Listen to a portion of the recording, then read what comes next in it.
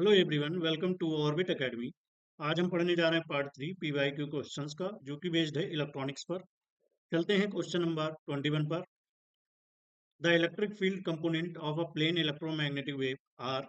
एक समतल वैद्युत चुंबकीय तरंग की वैद्युत क्षेत्र के घटक निम्न हैं।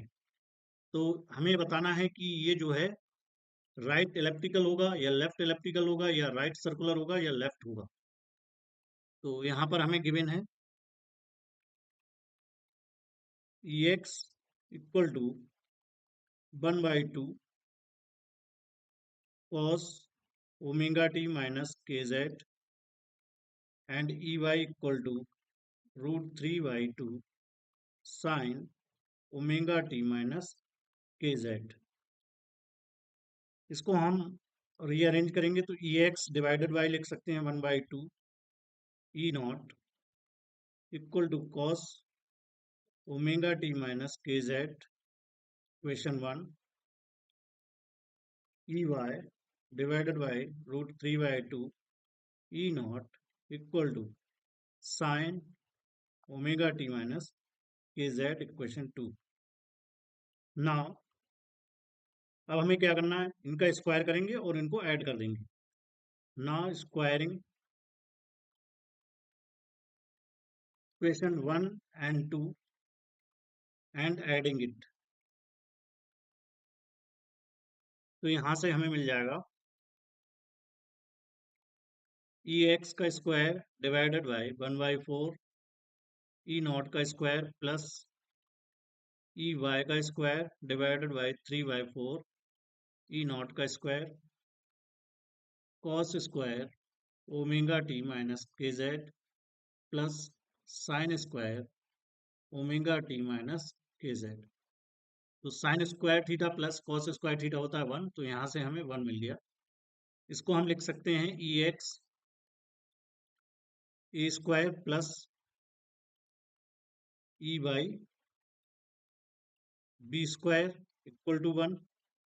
सिमिलर इक्वेशन हो गई x square upon a square y square upon b square equal to 1।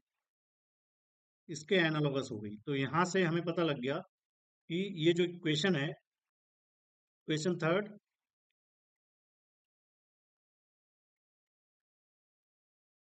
Is the equation of electric. तो यहाँ से हमें पता लग गया कि जो हमारा रिजल्टेंट होगा यानी इलेक्ट्रोमैग्नेटिक वेव होगी वो इलेप्टिकल होगी। अब हमें फाइंड आउट करना है कि ये राइट होगी या लेफ्ट होगी। तो यहाँ पर हमें गिवन है साइन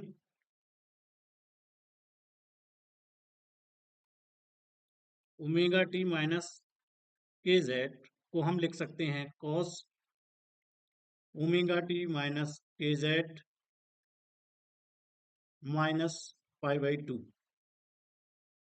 तो यहाँ से हमें पता लग रहा है कि जो ई वाई है लीड कर रहा है ई एक्स से 90 डिग्री पर यानी π/2 एंगल पर। तो इसका मतलब यहाँ पर क्लॉकवाइज रोटेशन हो जाएगा, क्लॉकवाइज रोटेशन। और जब क्लॉकवाइज रोटेशन होता है तब हम यहाँ से हमें मिलता है right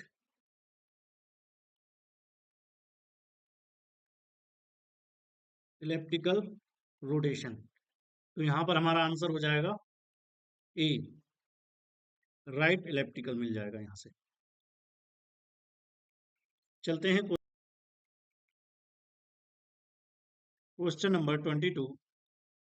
if the values of m and a are experimentally measured as 3.00 units and 2.820 units respectively, what will be the percentage error in the calculated value of y? y equal to दे रखा है m upon a। यदि एक प्रयोग में m तथा a का मान क्रमशः 3 इकाई तथा 2.820 इकाई मापा जाता है, तो भौतिक राशि y equal to M A के परकलित मान में प्रतिशत त्रुटि क्या होगी। तो यहाँ पर हमें परसेंटेज एरर निकालना है। तो हमारे पास जो फार्मूला गिवन है m अपॉन ए है, इसको हम जब एरर के टर्म में लिखेंगे तो delta Y upon y delta m upon m plus delta a upon a लिखेंगे। तो यहाँ पर हमें गिवन है एम इक्वल टू 3.00 यूनिट्स। तो इसके मेजरमेंट में जो एरर आएगी, एरर इन लास्ट डेसिमल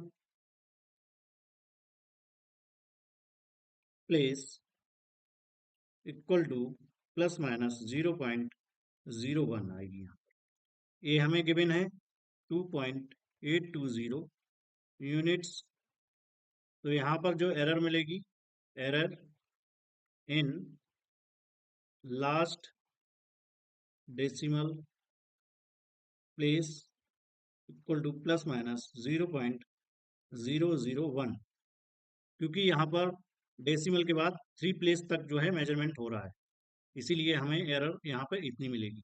तो इसको हम लिख सकते हैं delta Y upon Y equal to 0.01 divided by 3.00 plus 0.001 divided by 2.820। तो जब इनको हम सिंप्लीफाई करेंगे तो यहाँ से हमें मिल जाएगा 0.00333 प्लस यहाँ से 0.00035। जब इनको हम ऐड करेंगे तब यहाँ पर हमें मिल जाएगा 0.036। इसको हमें परसेंटेज में कन्वर्ट करना है, तो हम यहाँ से 100 से मल्टीप्लाई कर देंगे तो हमें मिल जाएगा 0.36%। तो हमारा ऑप्शन सी करेक्ट हो जाएगा यहाँ। Question number 23, a ring of radius r is uniformly charged with charge q. What is the electric potential v at a point on the axis at a distance x from the center? आवेश q द्वारा समान रूप से आवेशित त्रिज्या r के वलय के अक्ष पर केंद्र से x दूरी के बिंदु पर विद्युत विभव क्या होगा? तो यहाँ पर टोटल चार्ज तो q है, टोटल चार्ज हमें गिवन है यहाँ पर q। यहाँ पर हमने कोई स्मॉल एलिमेंट मान लिया जिसका चार्ज कितना है, dq है। तो यहाँ पर जो पोटेंशियल हो जाएगा dv इक्वल टू हो जाएगा यहाँ पर 1/4 pi epsilon not dq upon R square plus X square का रूट। नाउ टोटल पोटेंशियल, तो इसको हम इंटीग्रेट कर लेंगे, v इक्वल टू मिल जाएगा dv equal to 1/4 pi epsilon not dq upon R square plus X square. तो यहाँ से v इक्वल टू मिल जाएगा 1/4 पाई एप्सिलॉन नॉट, ये भी कांस्टेंट होगा R square plus X square. यहाँ पर हमें मिल जाएगा dq, और जो dq होता है इंटीग्रेशन इक्वल टू होता है q। तो यहाँ से मिल जाएगा 1/4 pi epsilon not q upon R square plus X square की पावर 1/2। तो यहाँ पर जो हमारा ऑप्शन करेक्ट होगा बी हो जाएगा। Question number 24, an electric charge q is placed at the center of a cube of electric flux passing through one of its faces is। एक घन के केंद्र पर विद्युत आवेश क्यों रखा है? घन के एक फ्लक्स से होकर जाने वाले विद्युत फ्लक्स का मान होगा। तो यहाँ पर हम एक क्यूब को कंसीडर करते हैं इस तरीके से।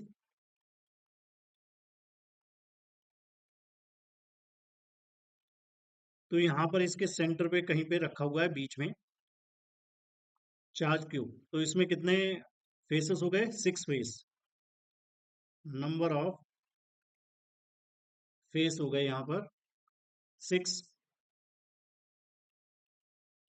Total flux from the cube phi not equal to हो गया क्यू अपॉन एप्सिलॉन नॉट। हमें जो है फ्लक्स जो है निकालना है वन फेज से। ना flux passing through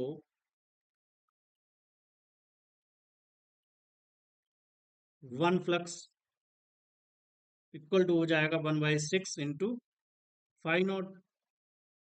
phi not क्या है? Total flux.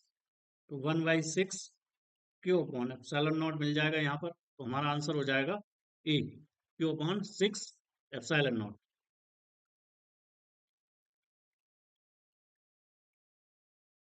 Question number 25।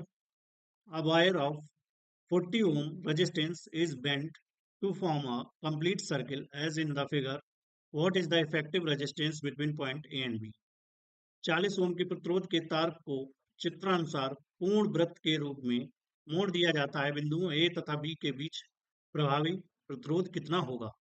तो हमें टोटल रेजिस्टेंस निकालना है, effective resistance between A and B.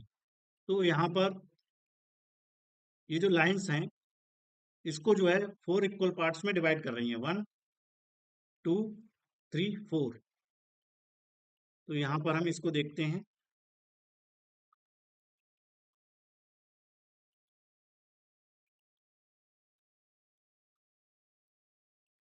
A and B यहाँ पर है हमें गिवन। 10 ओम ये हो गया, 10 ओम ये हो गया, 10 ओम ये हो गया और 10 ओम ये हो गया। तो यहाँ से लेकर यहाँ तक ये जो रेजिस्टेंस है इसको हमने मान लिया R1। Let R1 equal to 30 ohm and R2 हो गया हमारा 10 ओम। इफेक्टिव रेजिस्टेंस आर ही हमें कैलकुलेट करना है। तो ये पैरेलल में हो जाएंगे। तो 1 upon R equal to R1 plus 1 upon R2, 1 upon 30 plus 1 upon 10। इसका एलसीएम हो गया 30, 3 प्लस 1 यानी 4 डिवाइड बाई 30। इसको हम लिख सकते हैं R E equal to, reverse हो जाएगा इधर, ये 30/4 हो जाएगा, 15 आ जाएगा, 2 से और डिवाइड करेंगे 7.5 आ जाएगा। तो हमारा जो इफेक्टिव रेजिस्टेंस हो जाएगा 7.5 ओम हो जाएगा। ऑप्शन सी करेक्ट होगा यहाँ। Question number 26। The function of grid in the triode is to control the. एक ट्रायोड में ग्रिड का फंक्शन किस पर नियंत्रण करता होता है? तो हमारा यहाँ पर होगा option D correct, anode current पर। तो जो ट्रायोड वाल्व होता है इसमें जो है 3 मेन पार्ट्स होते हैं इन triode valve. There are 3 main parts. पहला होता है हमारा कैथोड। यहाँ से इलेक्ट्रॉन एमिट्स करते हैं, एमिट्स इलेक्ट्रॉन्स, इलेक्ट्रॉन का एमिशन होता है यहाँ से। दूसरा होता है ग्रिड, कंट्रोल इलेक्ट्रॉन्स, इलेक्ट्रॉन्स को कंट्रोल करता है ये। तीसरा होता है एनोड, यानी एनोड प्लेट। तो जो ग्रिड का काम होता है इसको हम प्लेस करते हैं एनोड और कैथोड के बीच में। इसका मेन फंक्शन होता है इलेक्ट्रॉन्स के फ्लो को कंट्रोल करना। तो इलेक्ट्रॉन का फ्लो जब कंट्रोल होता है तो करंट भी कंट्रोल होगा, इसीलिए एनोड करंट को कंट्रोल करने के लिए हम ग्रिड का उपयोग करते हैं। The grid controls the flow of electrons from cathode to anode.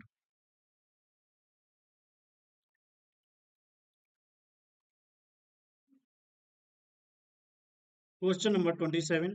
On moving from the surface onwards, the center of a charged soiled metal sphere, the electric field, धातु के एक ठोस आवेशित गोले के पृष्ठ से केंद्र की ओर जाने पर विद्युत क्षेत्र increases decreases is the same as on the surface is everywhere zero.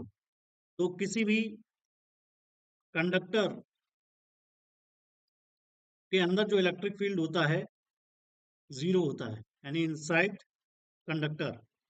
तो इसके अंदर सरफेस से अंदर की ओर जाने पर हमें इलेक्ट्रिक फील्ड यहाँ पर जीरो मिलेगा। तो ऑप्शन डी हमारा करेक्ट हो जाएगा।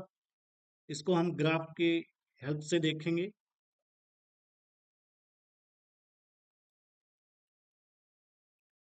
तो यहाँ पर जो हमारा इलेक्ट्रिक फील्ड मिलेगा इस तरह से मिलेगा, आर ग्रेटर देन होगा आर से। यहाँ पर इनसाइड यहाँ पर जीरो मिलेगा।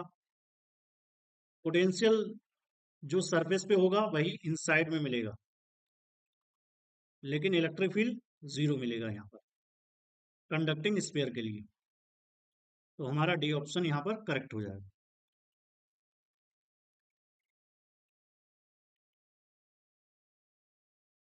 Question number 28. Which expression is incorrect? Symbols have their usual meaning. कौन सा व्यंजन अशुद्ध है? संकेतों का समान अर्थ है।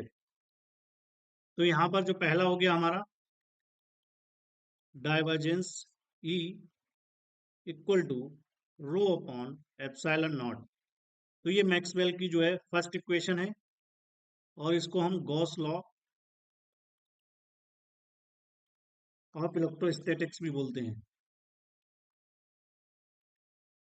सेकंड क्या है हमारा गॉस लॉ है इलेक्ट्रोस्टैटिक्स में, ये भी क्या है E dot D S equal to Q upon epsilon not. Same है दोनों, ये इंटीग्रल फॉर्म है, ये डिफरेंशियल फॉर्म है। D del square V equal to rho upon epsilon not, ये भी हमारा करेक्ट है। पॉइजन्स इक्वेशन सही।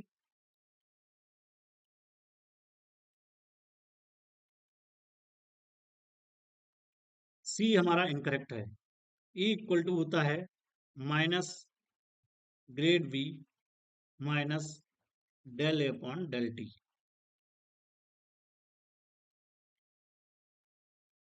तो हमारा जो करेक्ट ऑप्शन हो गया सी हो गया यहाँ पर।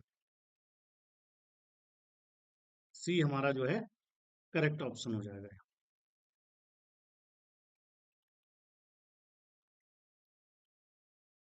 Question number 29. If a point charge 1.5 into 10 to power minus 6 coulomb is placed at the origin, then the 30 volt equipotential surface will have radius. तो यहाँ पर हमें रेडियस फाइंड आउट करनी है इक्विपोटेंशियल सरफेस की। 1.5 into 10 to power minus 6 coulomb का बिंदु आवेश केंद्र पर रखा है, तो 30 वोल्ट विभव वाले समविभव पृष्ठ की त्रिज्या क्या होगी? तो जो यहाँ पर पोटेंशियल होगा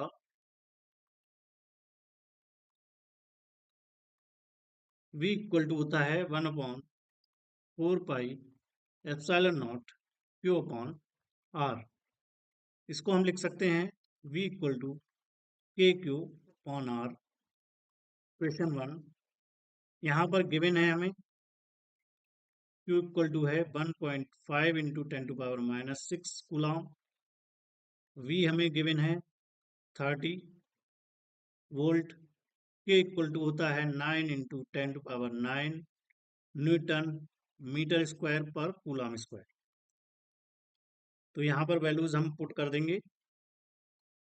तो R इक्वल टू मिल जाएगा KQ upon V 9 into 10 to power 9 1.5 into 10 to power minus 6 divide by 30, नीचे आ जाएगा 10, 3 आ जाएगा, मल्टीप्लाई करेंगे यहाँ पर तो 4.5 इंटू 10⁻6 -6 यानी 9 - 6 आ जाएगा यहाँ पर, और ये डिवाइड बाई 10 आ जाएगा। तो इसको हम लिख सकते हैं 0.45 इंटू 10⁻3, तो ये आ जाएगा 450 मीटर, जो डिस्टेंस है आर। तो हमारा ऑप्शन बी करेक्ट हो जाएगा यहाँ पर।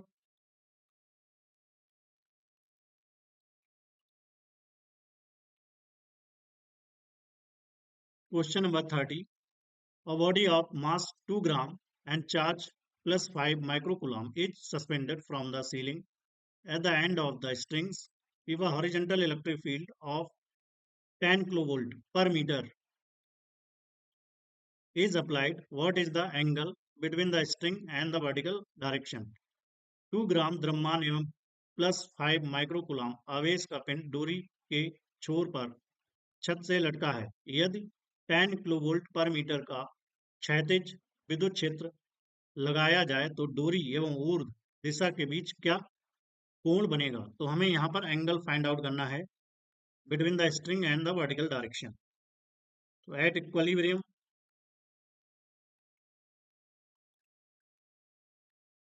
tan थीटा इक्वल टू होता है QE अपॉन mg।